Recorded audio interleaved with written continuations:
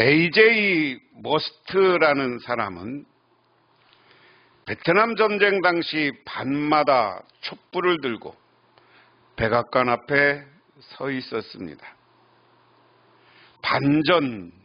반전쟁 시위에 많은 사람들이 동참하기도 했지만 때로는 그는 혼자서 외롭게 서 있어야만 한 적도 많았습니다. 그는 그렇게 매일 밤마다 촛불을 들고 무언의 시위를 계속합니다.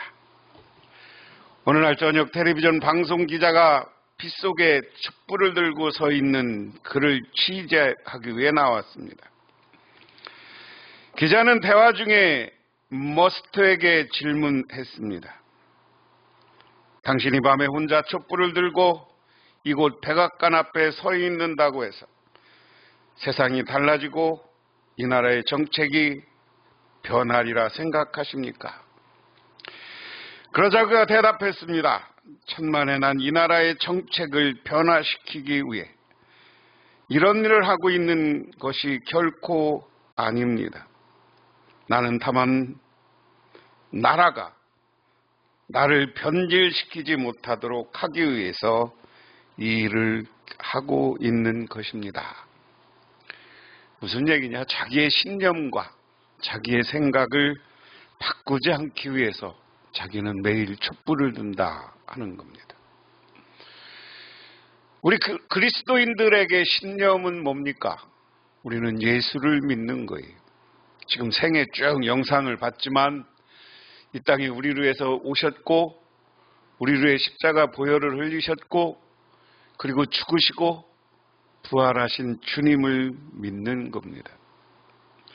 우리가 그 믿음이 변화되지 않도록 흔들리지 않도록 우리는 늘 기도해야 되는 거예요.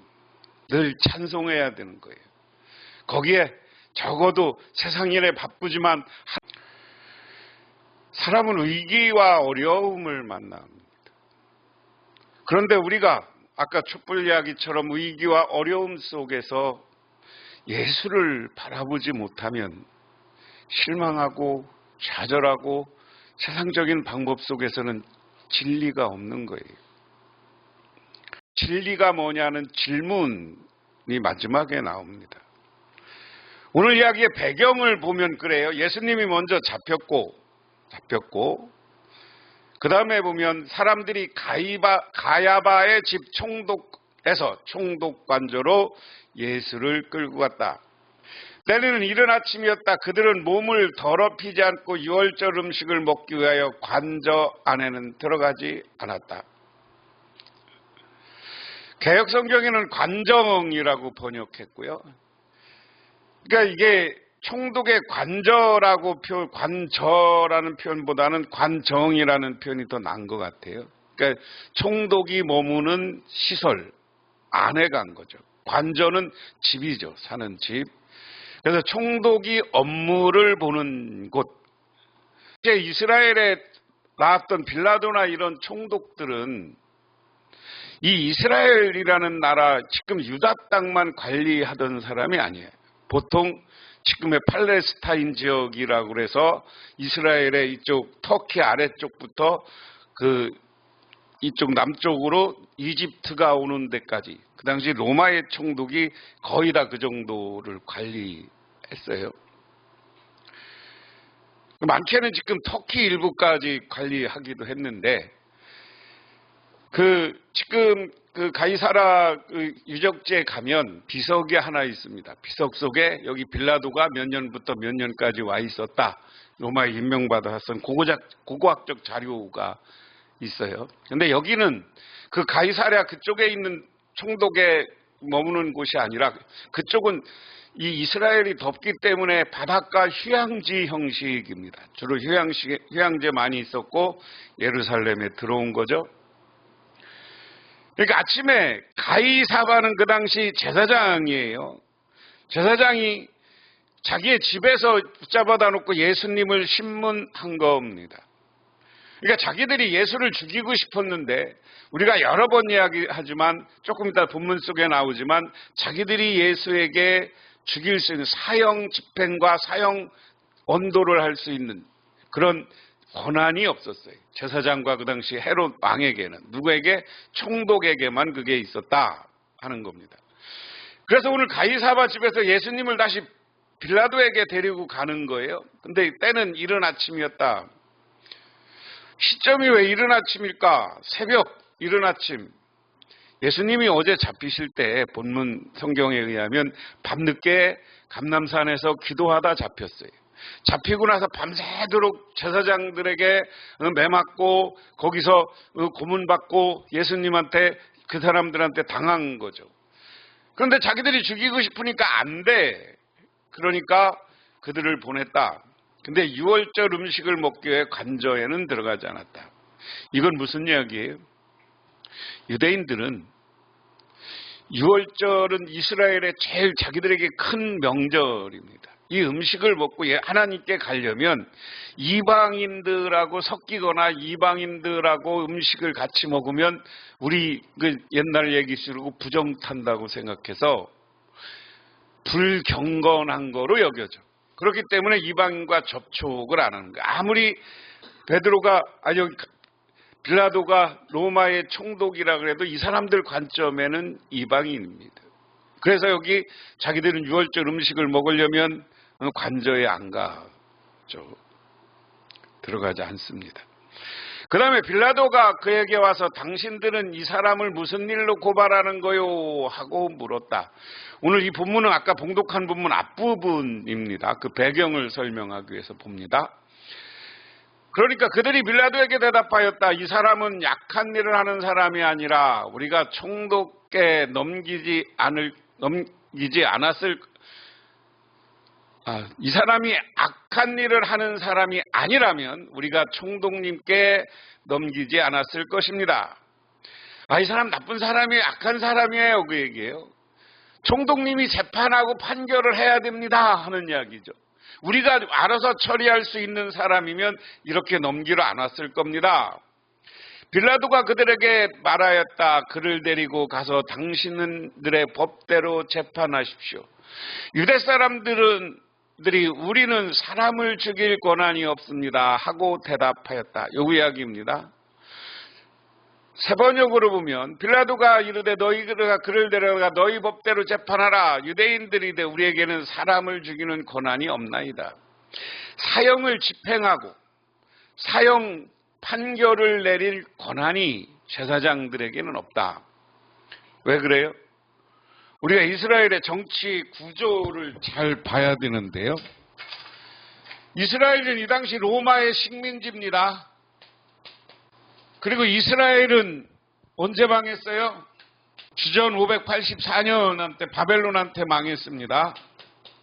그때부터 이스라엘은 자기들의 주권이 있는 나라였던 적이 없어요.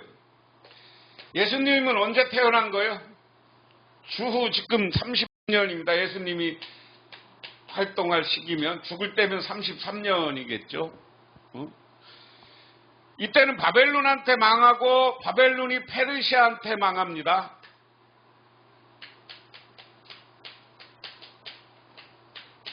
페르시아가 어디예요? 지금 이란입니다.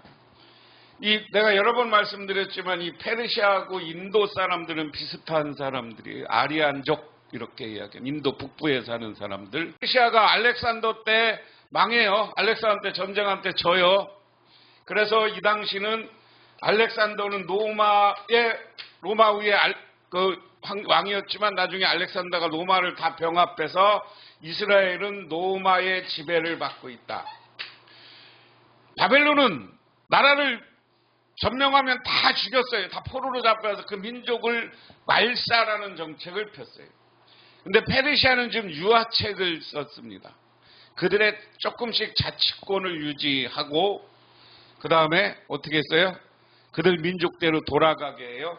그래서 페르시아 대 스룹바벨에 의해서 와서 니들 성전을 짓고 그리고 니들 유다적 자치권을 줘요. 그러다가 로마가 이 나라를 로마랑 싸우고 로마는 예수님 당시까지는 좀 유화책을 씁니다. 분봉왕을 시켜서 나라를 다스리게 하고, 그래서 임명한 분봉왕이 헤롯 대왕도 있고 헤롯 안티파스, 헤롯 아들들이 있어요. 헤롯은 지금 이스라엘 지역과 위에 지역 다를 그때 통치했고요. 지금 북쪽까지. 근데 나중에 헤롯 왕이 자기 아들들에게 나눠줘요. 그래서 예수님을 죽이고, 그리고 그 다음에 요한, 세례 요한을 죽인 게 헤롯 안티파스라는 헤롯 대왕의 아들입니다. 그렇지만 자치권을 행사했는데 이들에게 재판 권한을 주는데, 로마는 그들이 한 일상적인 것, 이런 것들은 그들이 재판했습니다. 그런데 사형이 필요한 것, 특별히 이건 반역죄 정도에 해당하는 거예요. 살인죄나 반역죄. 그러니까 오늘 이 제사장들이 와서 하는 빌라도에게 너희들가 왜 악한 일이냐? 반역죄를 범했다 그러는 거죠. 반역죄를 범했다. 반역죄는 이 당시 뭐예요? 독립해갖고 자기 왕국을 만들려고 하는 겁니다. 실제로 이스라엘 백성들이 예수님이 돌아가시고 주 70년경에 로마랑 한번 대전을 치르는데, 로마가 예루살렘을 포위해서 물을 끊어버려요. 예루살렘은 물이 자체적으로 안 나는 데입니다. 그래서 저 산에서 물을 이렇게 수로로 데리고 와서 실로암에다 물을 가둬놓고 있다가 가정으로 이렇게 수도, 지금 이런 수도는 아니고 그 토관 이런 거에 졸졸졸 집으로 내려면 집에서 그 물을 받아 쓰게, 그런 형식의 예루살렘입니다. 그럼 밖에서 실로암으로 끌어오는 물을 잠궈버리면 어떻게 돼요? 물이 없어요. 나중에는 그래서 비참하게 삽니다. 그리고 심지어는 뭐 애들을 잡아먹었다는 얘기도 있고 막 이런 게 있어요. 그러다가 이 사람들이 싸우다가 독립전쟁을 하다가 망하니까 안 돼서 여기서 탈출해서 이스라엘 유다 남쪽의 마세다라는 꼭대기에 가서 30년인가 50년인가 로마랑 전쟁을 해요. 그 마세다 그 꼭대기. 어떻게 지금도 거기서 그렇게 오래 어떻게 살았는지는 몰라요. 근데 로마가 거기 산 꼭대기에서 개들이 있으니까 산을 싸서 공격해서 나중에 점령하고, 나중에 아이들만 살려줍니다. 다 죽이고. 그래서 그 아이들에 의해서 그런 독립운동이 있었다는 걸 알아요. 그리고 나서 그래서 지금은 이건 예수님이 돌아가시고 있었던 일이고, 예수님 시대는 그래도 특별히 잘못된 것만 아니면 용인해 줄 때. 그런데 누구를 죽이거나 사형 판결을 하는 건 총독이 했다 하는 겁니다. 그 다음에 어떻게 예수께서 자기의 어떠한 죽음으로 죽을 것인지를 암시해 주신 말씀을 이루었다 하는 겁니다. 그들이 예수님을 죽이는 이야기를 듣고, 그 다음에 이제 빌라도가 재판을 하는 이야기입니다. 보면 빌라도가 다시 관저 안으로 들어가 예수를 불러내서 물었다. 당신이 유대인의 왕이요? 예수께서 대답하셨다. 당신이 하는 그 말은 당신의 생각에서 나온 말이요. 그렇지 않으면 나에 관한 다른 사람들이 말해준 것이요. 빌라도가 말하였다. 내가 유대 사람이란 말이요. 당신의 동족과 대제사장들이 당신을 나에게 넘겨주었소. 당신은 무슨 일을 하였소? 하는 겁니다. 자, 빌라도가 이제 그 이야기를 들었겠죠. 제사장들이 자기한테 넘기는 이야기. 근데 유대인의 왕이다. 유대인의 왕이다라는 건 지금 무슨 얘기예요? 로마가 지배하고 있는데 네가 유대인의 왕으로 유대인들의 독립운동을 하려고 했던 왕으로 온 사람이냐 하는 질문입니다. 그러니까 예수님이 물어요. 야, 네 생각이야? 누가 내가 그런 사람이라고 얘기해 줬어? 그러는 거죠. 그러니까 예수님이 빌라도가 야, 내가 유대인도 아닌데 유대인의 왕 그런 거 알긴 아는 거죠. 뭐 니네 메시아 사상 뭐 이런 걸 내가 아냐. 하여간 널 데리고 온 제사장들이 너를 유대인 왕이라고 넘겨줬다 하는 겁니다.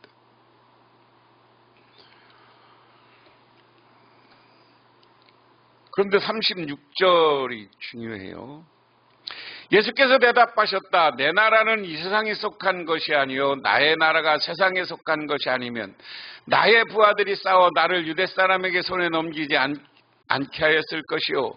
그러나 사실로 내 나라는 이 세상에 속한 것이 아니오 하는 이야기입니다. 오늘 나는 유대인의 왕이라고 하는데 오늘 이 빌라도랑 논쟁하면서 예수님이 생각하는 하나님 나라를 이야기하는 겁니다.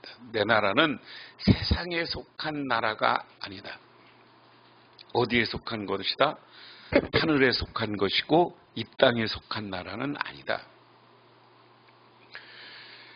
그러니까 예수님이 오신 목적을 예수님이 분명히 밝히는 겁니다. 나는 쟤들이 나를 넘겨준 것처럼 유대인의 왕으로서 세상의 나라를 만들려 온 사람이 아니다. 오늘 이 문제는 우리가 분명해야 됩니다. 예수님이 이 땅에 오신, 이 땅에서 만들고 건설하고자 한 것은 이 땅에서의 하나님 나라이기도 하지만 이 땅이 아니라 하늘에 속한 나라를 이 땅에 이루어지게 하는 게 하나님 나라입니다. 그래서 제가 여러분한테 여러 번 얘기했어요. 그래서 우리는 선제적 하나님 나라에 살고 있다. 그 선제적 하나님 나라는 교회다 그랬습니다. 우리 교회를 다닌다는 것은 우리는 교회가 하나님 나라가 돼야 되는 거예요. 교회 안에 미움, 시기, 질투는 사라지고 사랑과 서로의 온유와 서로를 감싸주는 것과 겸손과 헌신만이 교회에 있어야 돼. 이 말을 한마디로 얘기하면 사랑이야, 사랑. 교회 안에는 사랑 외에 다른 것이 있으면 안 돼요. 믿으십니까? 그런데 자꾸만 교회 와서 내 주장 펼치고 내가 교만해지고 이것은 우리가 하나님 나라를 회방하는 거잖아요.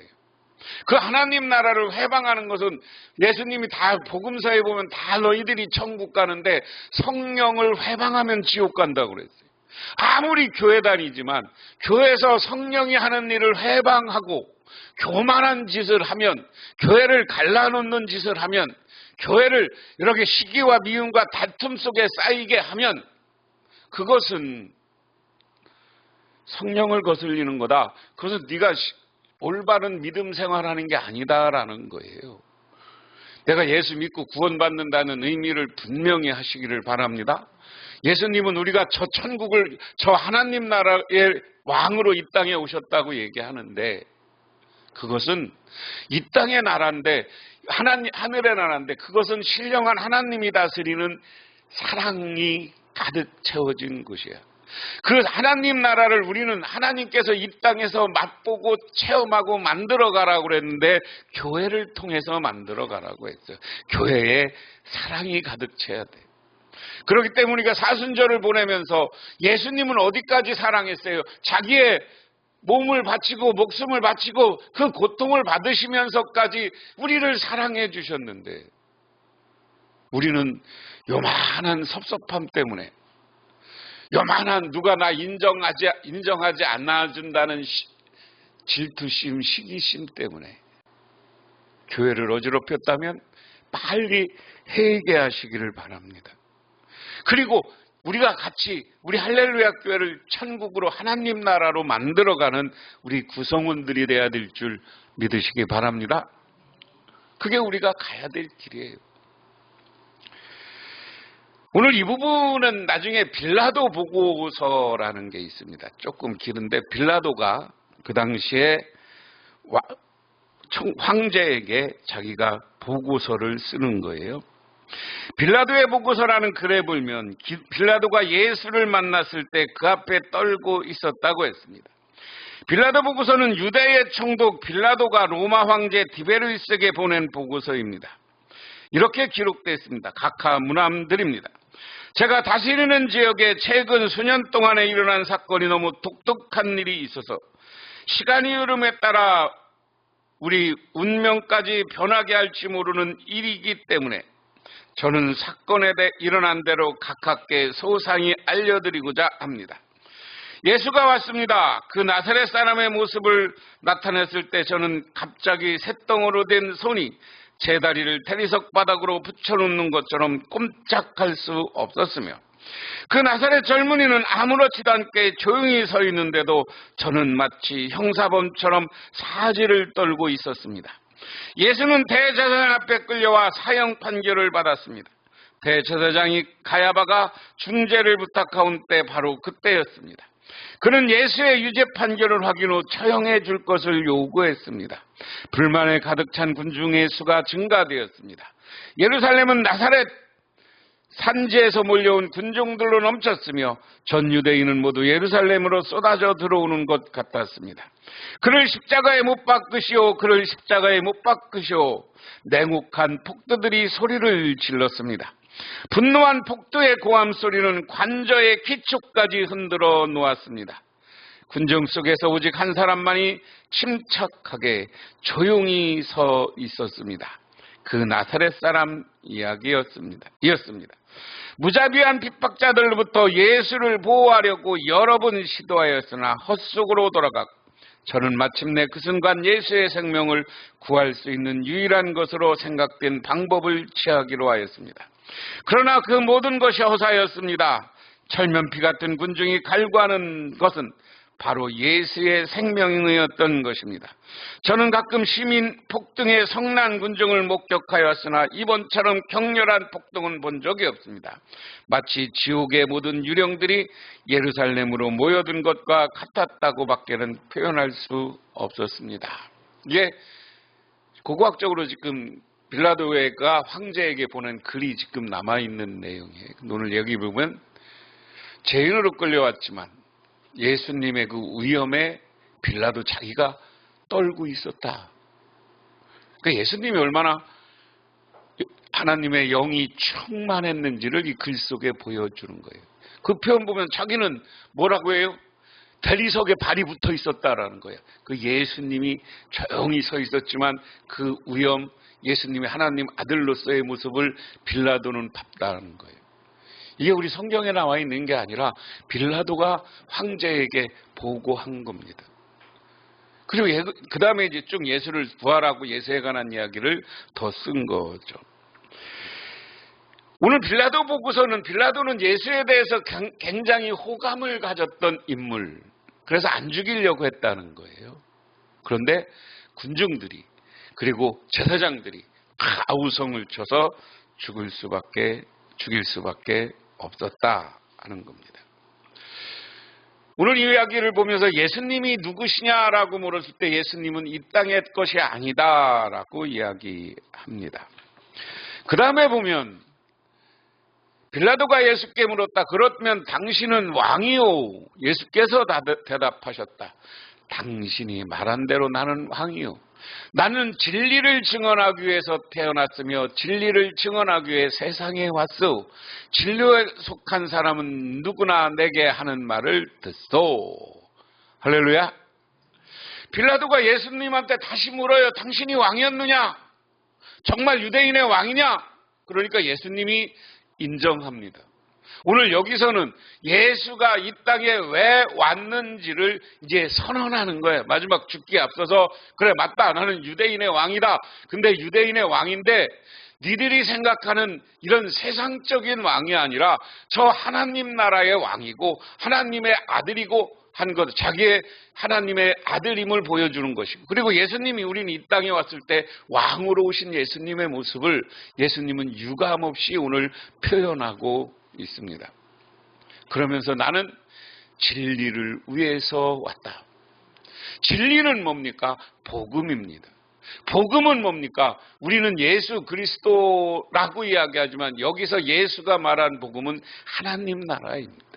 하나님 나라에 대해서 너희들에게 가르쳐주고 하나님 나라를 믿으면 구원받을 것을 가르쳐주고 있는 이야기입니다. 그렇기 때문에 우리는 그 진리인 이 땅에서 사는 거, 이 땅에서 잘 사는 거 이런 것도 중요하지만 우리에게 값진 인생의 목표는 뭐가 돼요? 하나님 나라에 가는 게 우리의 삶의 최고의 목적과 목표가 돼야 되는 거예요. 믿으십니까? 믿으십니까? 이 하나님 나라를 우리가 없다면, 그 하나님 나라에 대한 복음이 아니라면 우리는 이 땅에 와서 예수 믿을 이유도 없는 거고 교회 다닐 이유도 없는 거죠. 그러나 분명한 건 하나님 나라는 엄연히 존재하는 것이고 이 땅에 오셨던 예수님이 나는 그 하나님 나라의 복음, 하나님 나라를 알려주고 그것을 가는 길을 가르쳐주기 위해서 왔다. 그게 진리입니다. 진리입니다. 그러니까 빌라도가 예수께 진리가 무엇이요 하고 물었다 하는 겁니다. 근데 묻고 나서 예수님이 그 다음에 쭉 다른 이야기들이 있어요. 38절. 그 다음에 이제 예수님이 진리라고 하니까 빌라도가 그 말을 못 알아들은 거죠. 아까 이야기한 왕이다라는 선언과 나는 내 왕은 이 나라에 속한 것이 아니라고 하는 이야기를 못 알아듣는 거죠. 그러니까 그냥 반역자로 몰아서 예수님을 넘겨주었다 하는 겁니다.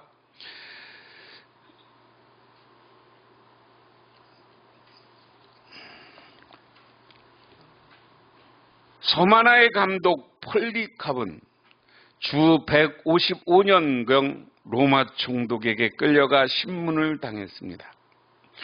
예수가 왕이라는 사실을 부인하고 로마 황제가 왕이라는 것을 고백하라는 강요를 당했습니다. 그때 폴리캅은 이렇게 대답하여 불태워 죽임을 당합니다. 나는 86년 동안 나를 구원하신 나의 왕을 섬겼소. 그리고 그분은 나에게 한 번도 잘못하신 일이 없소. 그런데 어떻게 내가 그분을 모독할 수 있겠소? 그리스도는 나의 왕이요. 그러면서 불태워 죽은 것 순교자입니다. 오늘 이야기를 보면서 우리들도 분명히 이 사순절을 보내면서 분명한 믿음을 가지시기를 바랍니다. 이를 위해서 세상에 왔다는 예수님의 선언은 나는 너희들을 하나님 나라로 이끌어 가겠다는 예수님의 선언이에요. 너희들을 하나님 나라로 이끌어 가기 위해서 나는 하나님 나라의 왕으로 왔다는 거예요. 그 왕을 바라보고 예수를 바라보고 예수를 여러분의 하나님 나라의 왕으로 여러분 마음속에 왕으로 섬기시고 모시기를 주님의 이름으로 축원합니다. 기도하겠습니다. 하나님 아버지 고맙습니다. 오늘 이 시간 주님께 나왔습니다. 저희들 이 사순절을 보내면서 예수님이 이 땅에서 오셨을 때 진리를 위해서 오셨다고 했습니다. 그 진리는 우리가 하나님 나라가 목표고 그 하나님 나라에 임하는 것입니다. 예수님이 십자가의 길을 가시면서 우리의 죄를 용서하셨고 부활을 통해서 참된 승리를 모습을 보여주셨습니다. 그러므로 우리도 예수님을 왕으로 섬기며 예수님을 메시아로 섬기며 우리 진리를 따라 살아가는 우리 모두가 되어서 영원한 구원을 이루게 하옵소서. 예수님 이름 받들어 기도드리옵나이다. 아멘. 지금은 우리를 죄 가운데 구원해주신 우리 주 예수 그리스도의 은혜와 온 우주를 창조하신 성부 하나님의 사랑하심과 우리 삶 가운데 찾아와서 우리를 끌어가시는 성령님의 함께하심이 오늘 수요일을 맞아 주님이 이 땅의 삶을 되돌아보며 주님의 뜻을 따라 저 영원한 하나님 나라를 바라보고 예수 그리스도를 왕으로 섬기기로 결단하고 돌아가는 우리 할렐루야 깨우는 성도님들과 그 가정 위에 영원토록 함께 하시기만을 간절히 축원하옵나이다.